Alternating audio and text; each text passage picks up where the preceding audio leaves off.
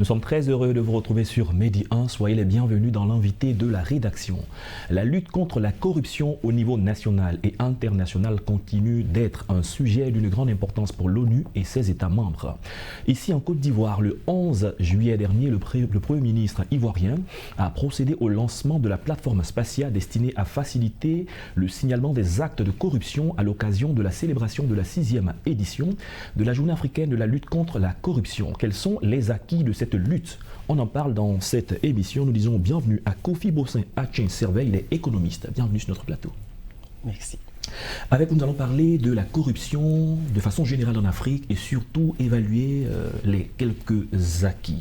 Quand on parle de corruption, la Côte d'Ivoire se dote de moyens pour pouvoir donc lutter contre ce fléau, cette situation. Et comme je l'ai dit récemment, il y a Spatia qui est une plateforme pour aider à la lutte contre ce phénomène.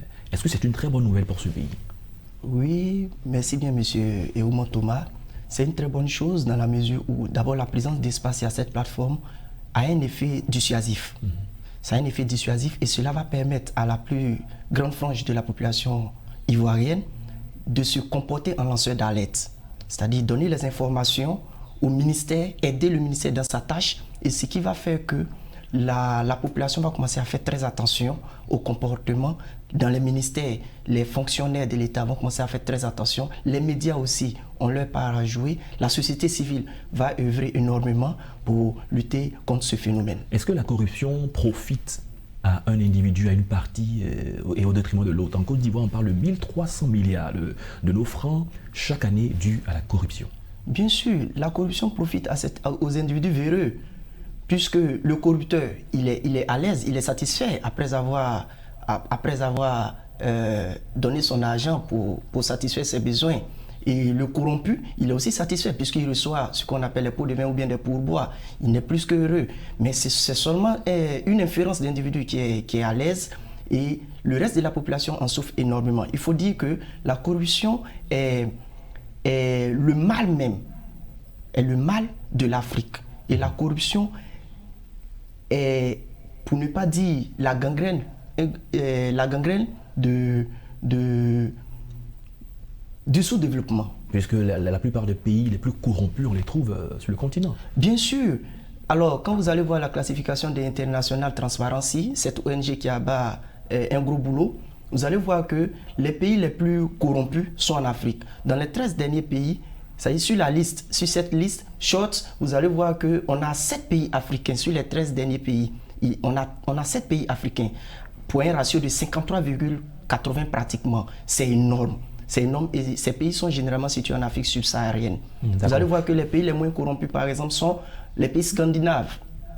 Voilà, où tout est électronique, tout est du digital.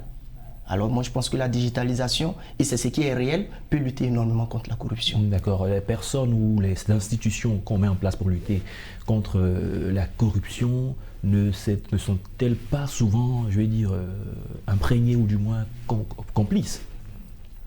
Oh, il faut dire que ce sont des hommes qui sont là-bas. Donc il faut que l'État et les dirigeants, les gouvernants nomment ou bien, si ce n'est pas appel à candidature, prennent des personnes qui sont de bonne moralité, de très bonne moralité. Il faut vraiment mener une enquête d'intégrité. On ne prend pas n'importe qui pour mettre à ce poste, c'est un poste très sensible. D'accord, parlons de la population. Tout à l'heure, vous évoquiez la population. Est-ce que la population aussi n'est pas complice? Parce que la corruption est à toutes les échelles.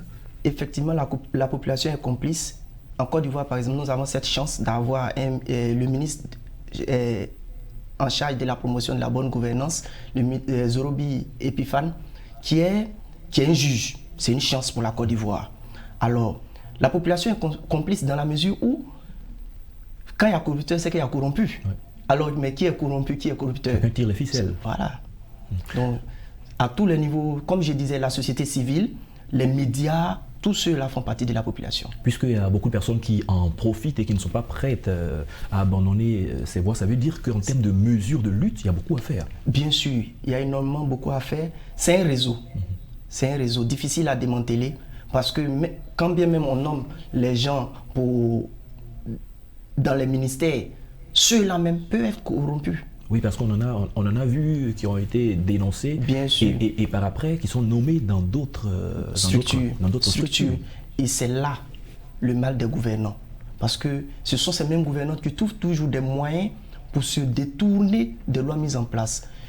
Il faut une indépendance totale du Parlement, du Sénat, et donner plein pouvoir aux responsables nommés.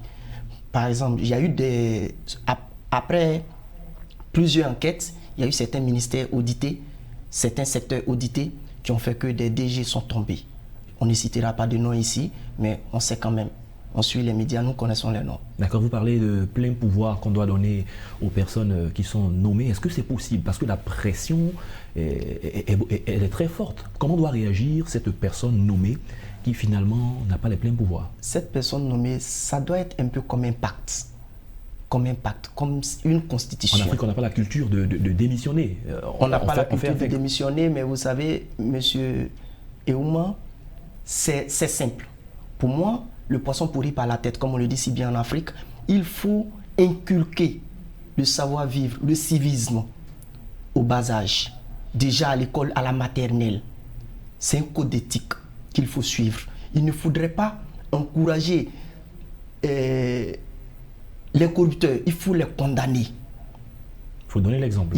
Il faut donner l'exemple. Il y a eu des DG qui ont été débarqués qui se promènent en Abidjan. Mais ce n'est pas seulement en Abidjan.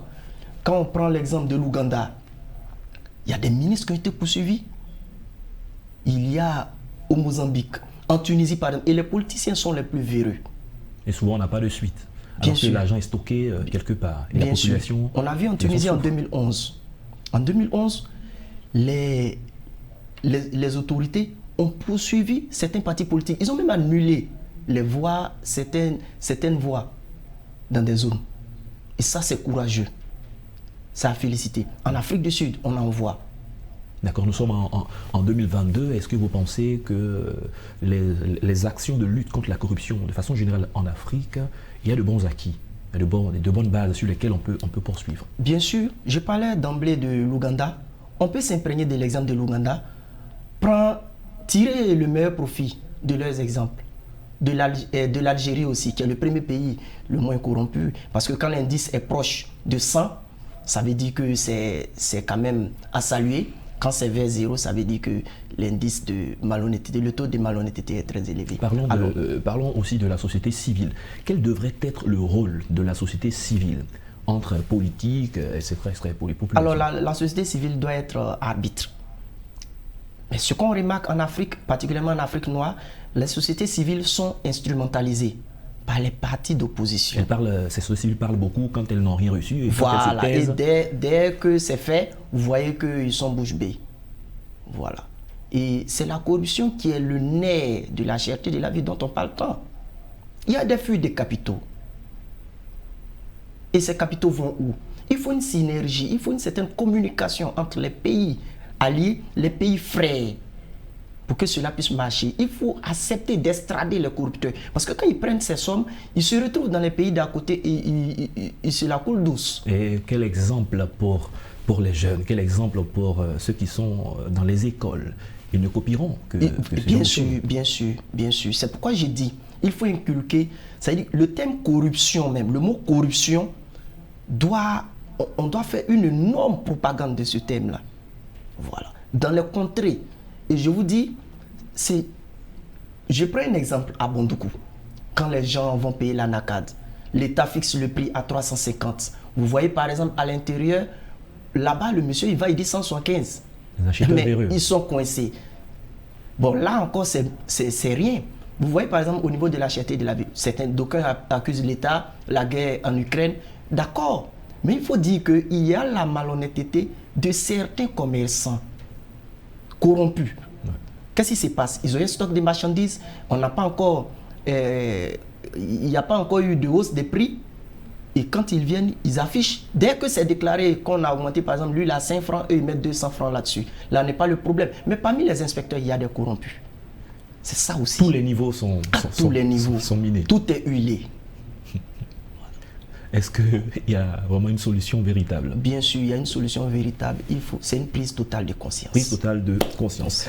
Kofi Bossin, Atien Servet, vous êtes économiste. Avec vous, nous avons parlé de la corruption, évalué quelques acquis en Afrique et vous avez de l'espoir que ce continent peut changer avec des hommes qui sont intègres Bien sûr. sur les institutions qui fonctionnent. Bien sûr. Merci d'être passé sur notre plateau. C'est moi qui vous remercie, monsieur Oumar Thomas. C'est la fin de cette émission. Merci à tous de l'avoir suivi. Bonne suite de nos programmes sur Média.